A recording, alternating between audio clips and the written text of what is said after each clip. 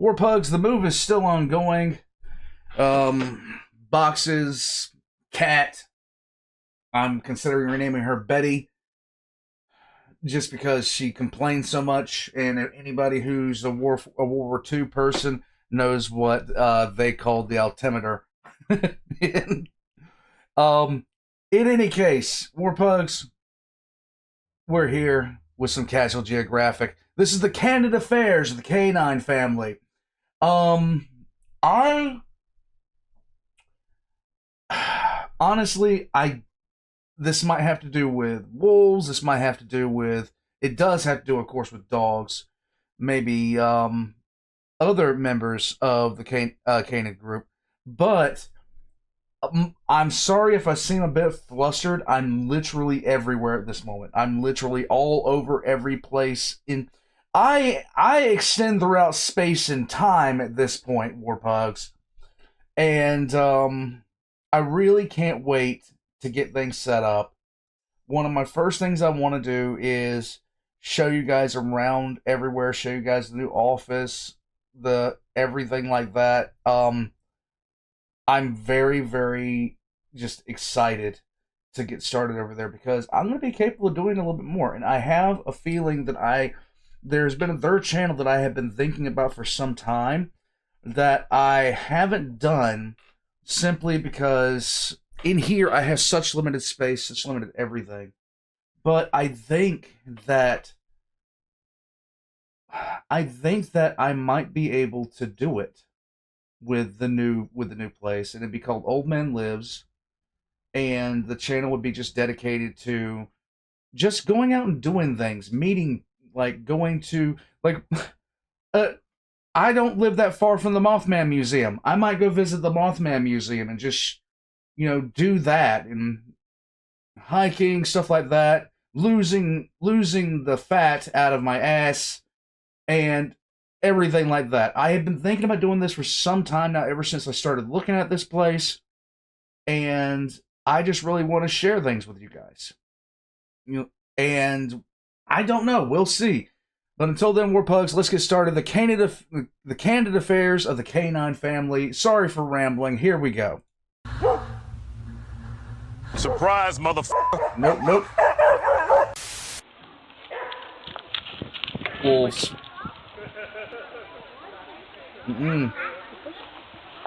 I apologize for my outburst. And from the hood meets from the wood. No word said, but he understood. Blood realized he is not that guy. What y'all know about the timber wolf? Also known as the northwestern wolf of Alaska and Canada, the timber wolf is arguably the largest wolf walking the earth and at a length of up to 7 feet and a max weight of over 150 pounds. If you're expecting an unhinged husky when you see a wolf, your expectation is going to be subverted like the Titanic. Now this is a fennec fox and at an honest 3 pounds. Look at his little face. The Sand Chihuahua weighs about as much as the MacBook I'm editing this on, but both fennec foxes and lupus final bosses are two ends of the canine spectrum, and today I'm going to try to talk about every canine-coded creature out there. Okay. Before I do, I should probably address something. I made a video on the top 10 most misunderstood animals, and I honestly don't know how I yacked for almost 17 minutes and didn't once mention wolves. Forget top 10, there might not be 5 animals we've gotten more wrong about. First things first, there's no alpha wolf, it doesn't exist, I will fight you. The thing is, the guy that came up with alpha wolf did so in a book after watching Wolves in Captivity. David Meck would then spend the rest of his career trying to take it back, imploring people not to buy the book and even trying to get printing presses to stop publishing it. But like a drunk Friday night tattoo, the alpha thing stuck no matter how hard he tried to scrub it off. In real life, the wolf pack is just a family. The 2 alphas are really just the 2 parents, and the rest are just generations of the kids that haven't left to make their own pack yet. And because I know a certain demographic's gonna try to fight me on that, I'm gonna say this. When the term alpha male was first used academically in 1921 by Monica Sumra, she wasn't talking about wolves. She was talking about chickens. Yep. A literal pecking order. Not even like roosters. I'm pretty sure she was on about vindictive hens. I'm just let that marinate. But yeah, alpha wolves don't exist. At least not in the wild. I'm sure if you take a bunch of wolves that don't know each other and put them behind a fence, pack politics will look a little different. But that's kind of like writing a book on human nature based on studying folks in max security.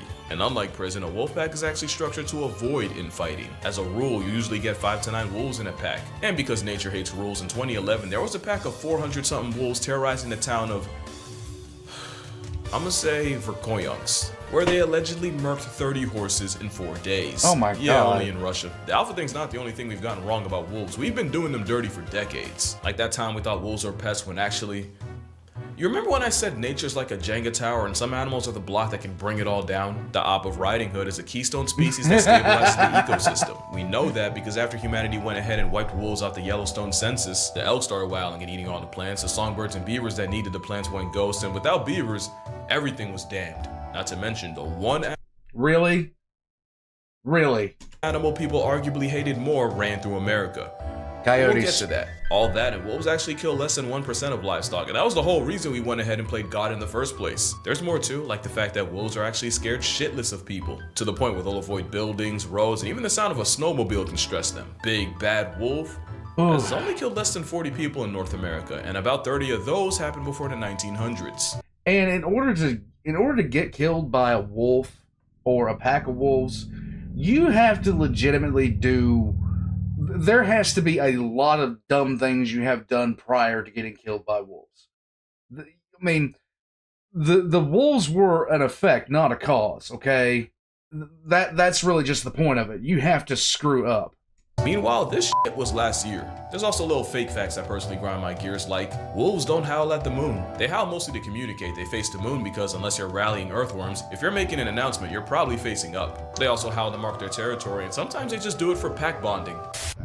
That's so cool. Thank you.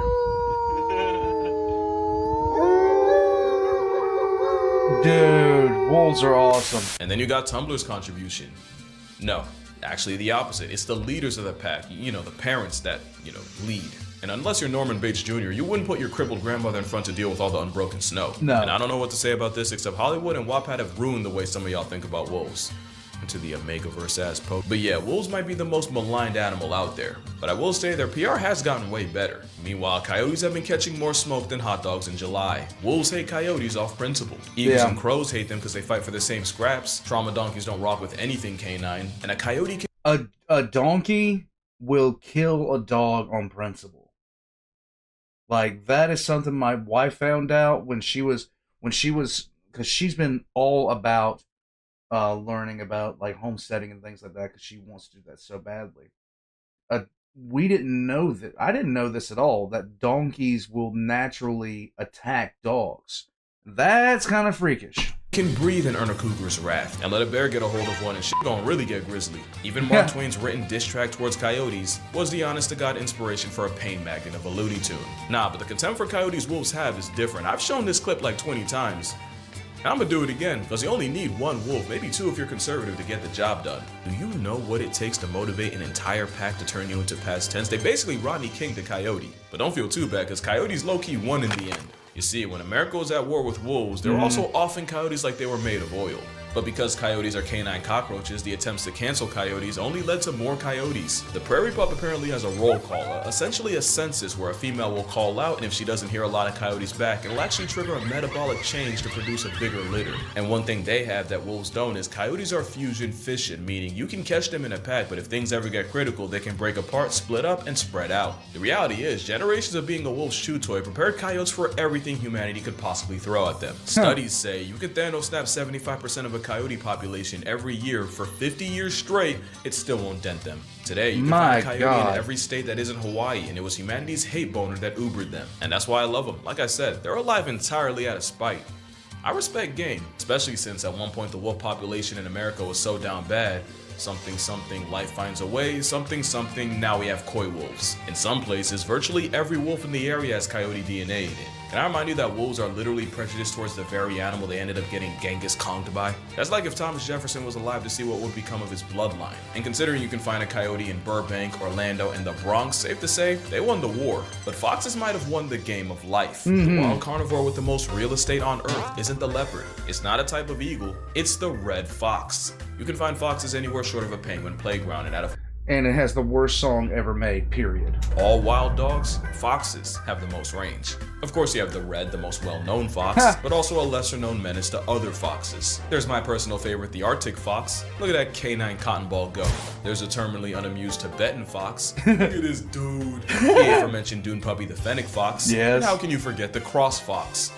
which is really just a mutated red fox. But I'ma shout out a shiny when I see one. Yeah. Foxes were small enough and just cute enough to dodge the smoke everyone had for coyotes, which is why foxes are one of the few animals to actually do better in cities, with close to 500,000 living in the UK. Foxes are Really? basically dogs running cat software. They move like canine ninjas, they're mostly nocturnal, and they have vertical slits for pupils. And some, like the gray fox, have semi-retractable claws to climb trees. You're kidding! Yeah, foxes are an anomaly, but That's wild.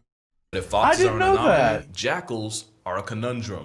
Jackals are pretty much old world coyotes, and they virtually have the same niche, so I won't go on about that. But I'm gonna explain why I call them a conundrum. As far as we know, there are 3 species of jackals: the black-backed, the side-striped, and the golden jackal. One of these is not like the other. I'm gonna need y'all to lock in because this will get confusing. So between Okay, these let's 3, go. the golden jackal isn't even closely related to the other 2. In fact, the golden jackal is actually closer to wolves and coyotes. Make sense?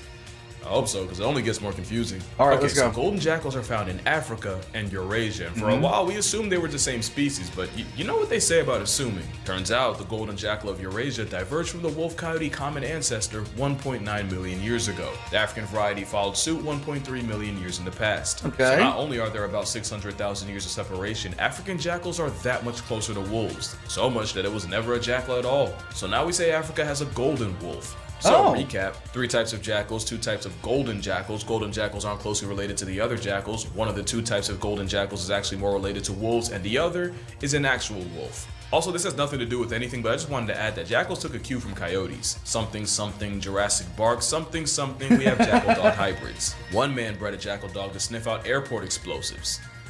Why didn't I think of that? Next are dingoes. Dingoes are weird. No, like literally, they're really weird for a dog. Dingoes are freakishly flexible and can turn their heads 180 degrees. They have wrists that can rotate like ours to the point where Houdini can unlatch gates and even turn doorknobs. They can climb trees. Because of course they can. By Why? the way, don't look up dingo tree, you will regret it. They're the top No, I land don't predator want of to. Australia, and they have the widest jaws of any canine.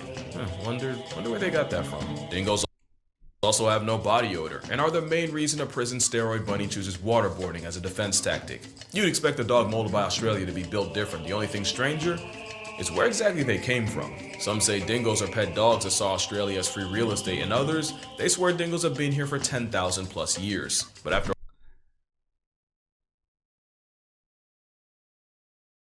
Okay, so flat out,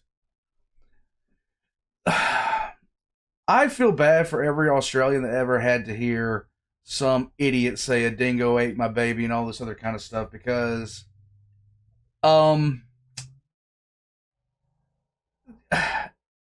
it happened, and 2, my God, if you're going to make fun of somebody for something, pick something else. Like, ridiculous. Like, it's ridiculous considering the amount of, like, other kinds of dog attacks that happen in the world. And you're going to specific... I can't say that we're specifically go after dingoes. No. a whole lot of debating, seems like we finally come to a consensus. Dingoes were more than likely airdropped by sea-traveling humans from the islands of Southeast Asia and China some 5,000 years ago. Really? Where they stayed isolated from anything canine until European settlers pulled up much later. Before that, dingoes had this relationship with indigenous Australians. Not exactly like pets, but they were chill with each other. After years of plot development, they would become the kangaroo nightmare we know them as today. They've been compared to New Guinea singing dogs, Carolina dogs, and Indian pariah dogs. And if you look close enough, yeah, I can see it. There is another argument as to whether dingoes are their own thing or just another subspecies of wolf. The way I see it, dingoes aren't from there, but they were brought there, and they've been there long enough to have a defined role in the system. And now you can't tell the history of the country without talking about them. Kind of like...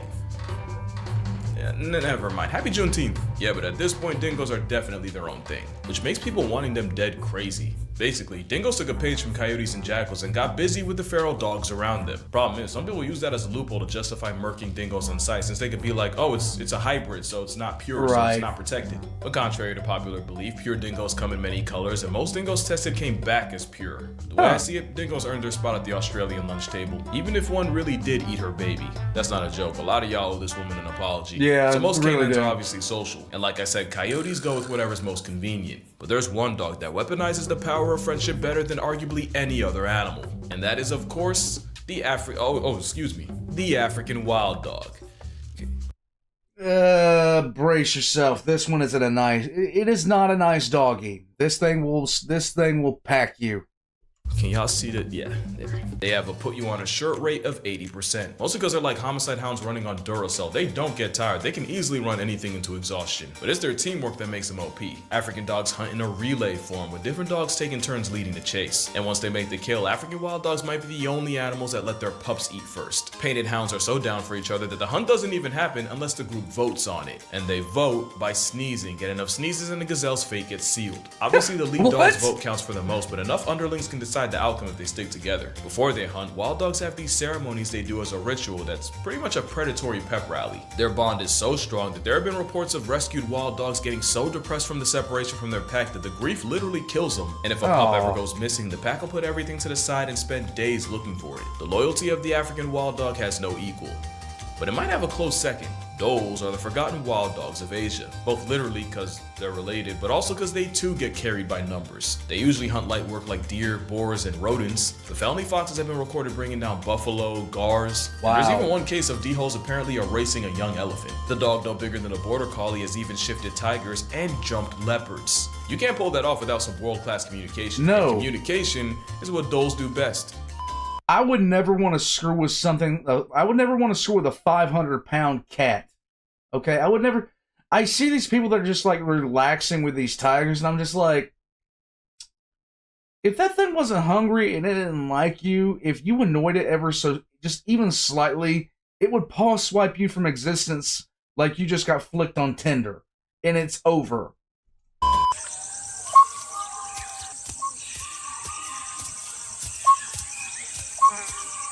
Yeah, they whistle. It helps them keep track of each other in the dense jungle. But also makes them sound like a black-owned smoke Okay, it's 2024. Can we please let this joke They'll also pee while doing a handstand to mark their territory. That has nothing to do with anything. I just thought it was fun. So Africa has wild dogs, Australia gets dingoes, North America and Europe both got wolves, and as you know, Asia gets the whistler. So what, did South America get left out? Of course not. This is a bush dog. Not the rarest, but definitely the most underrated. We don't know that much about them. We even thought they went extinct for a minute. They for real look more like a stubby Wolverine or a Latino Tasmanian devil, but it's because they're perfect for their life in the dense jungle. Look at it. It looks like a capybara and a Labrador had a baby.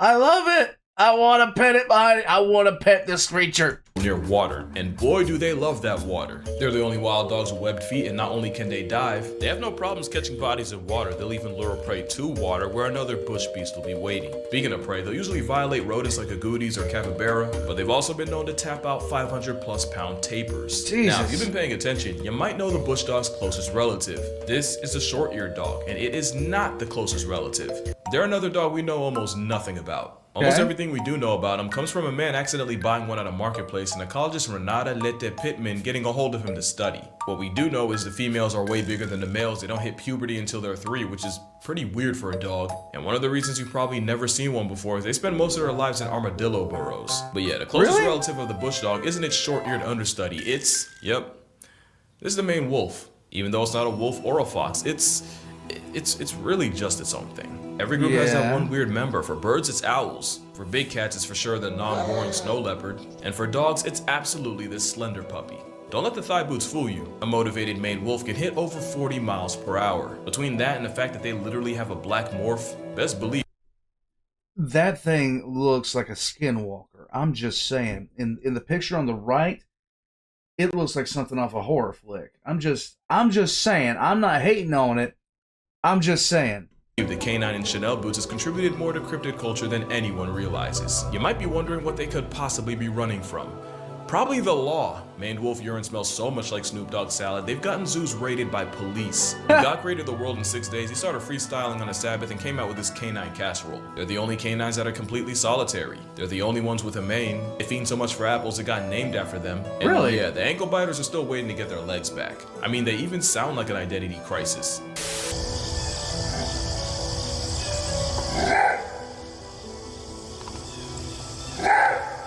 I wouldn't expect a skunk-scented, vertically gifted, apple-eating Waluigi hyena to sound any different. But I never would have guessed what they sounded like.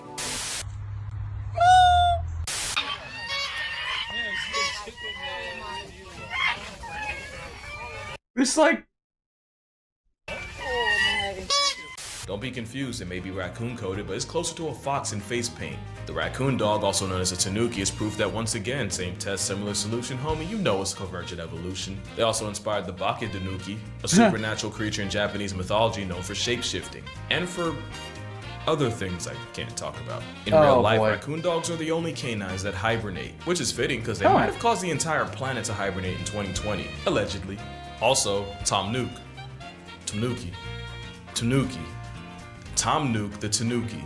Anyway, Nice. only 2 zoos in America have raccoon dogs, so if you want to see them IRL, Oh you're my kinda out of God, luck. that's At least adorable. they're not endangered. Not like the last canine here. The Ethiopian wolf isn't just Africa's most limited carnivore, it's the rarest canine on Earth with less than 500 in stock. The thing with them is they're really good at living off the rodents living in the Afro Mountains. They've even learned to hunt near grass-eating geladas for better results. But Ethiopian wolves are also specialists, which means they can really only function in one place. So you're actually looking at the panda of dogs, except they're actually 3 times rarer, with habitat loss, getting smoked by farmers, and overgrazing from competing cattle not exactly helping them out. They're actually pretty cool if you get to watch a couple videos of them, but if we don't get our shit together soon, videos are gonna be all we have. And even though they're not technically hanging by a thread, wolves are still getting done dirty. They're still seen as pests in a lot of places and often murked on sight. Or you got wolf dogs bought to be a flex, only to be predictably thrown to the streets. It's a good thing we got places like the Howling Woods Farm in New Jersey.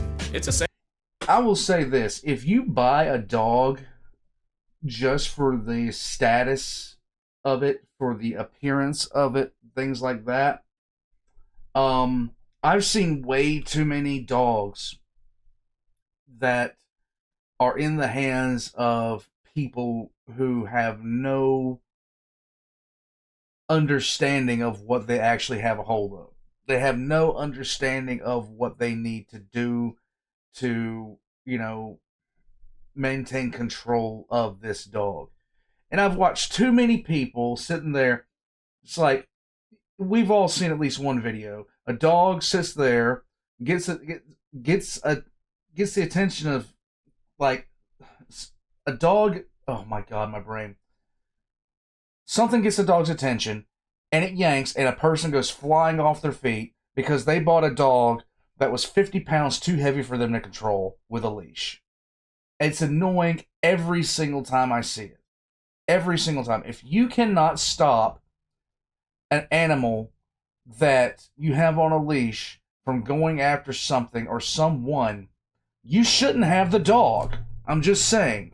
sanctuary for wolf dogs that were abandoned only to be given a second chance at life. That absolute unit, his name's Orion. They all have different combinations of wolf with different personalities. Some are 30, 40% wolf, some are up to 95. As you can see, I don't discriminate. Even Sirius the tripod got a lot of love. Don't tell the others, but she's my favorite. I really feel like if we had more places like this, wolves would be so much better just off the PR. Nice. And it's not just wolves. Howling Woods has coyote dogs too, although you can't really go in with them. This isn't sponsored, by the way. They're not paying me or anything. I just really believe in what they're doing, and if you do too, the link to donate to their sanctuary will be in the description. I'll be personally pledging a decent amount. But that's gonna do it for this video. Make sure you drink water. Tell your father you appreciate him. Until I ain't forget about y'all. Make sure you spread the word, the wolf word, and I'ma see y'all in the next one.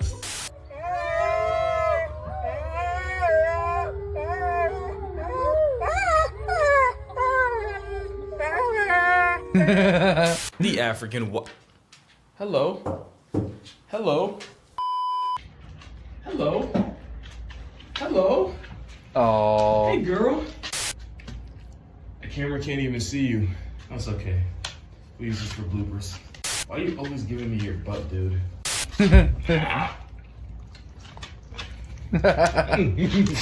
Damn.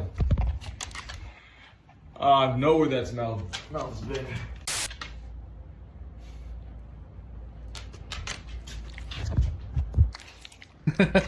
Yeah? He has good lighting. Really good lighting. The camera is pretty good too. War Pugs. I obviously am a fan of dogs. I'm a massive fan of dogs.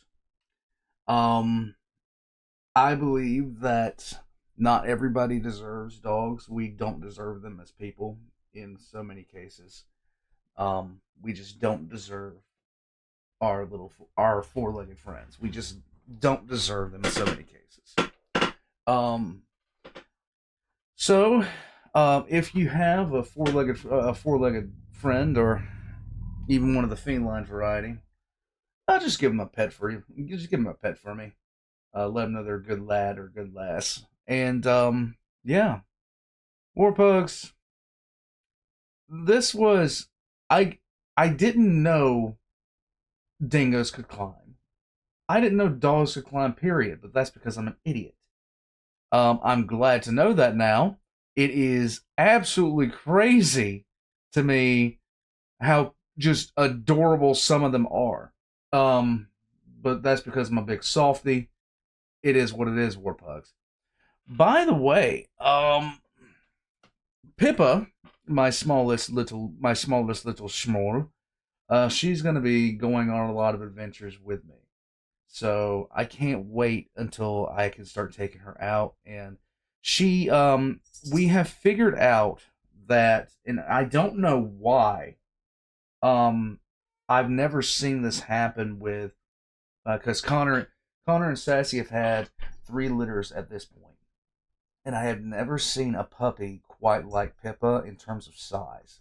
She is not going to be a large pug. She is not even going to be what you would classify as a small pug. She is entering into she will be teacup, if anything, when it's all said and done. She's not going to be big at all.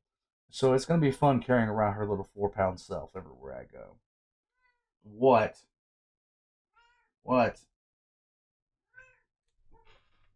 Fine, go that way.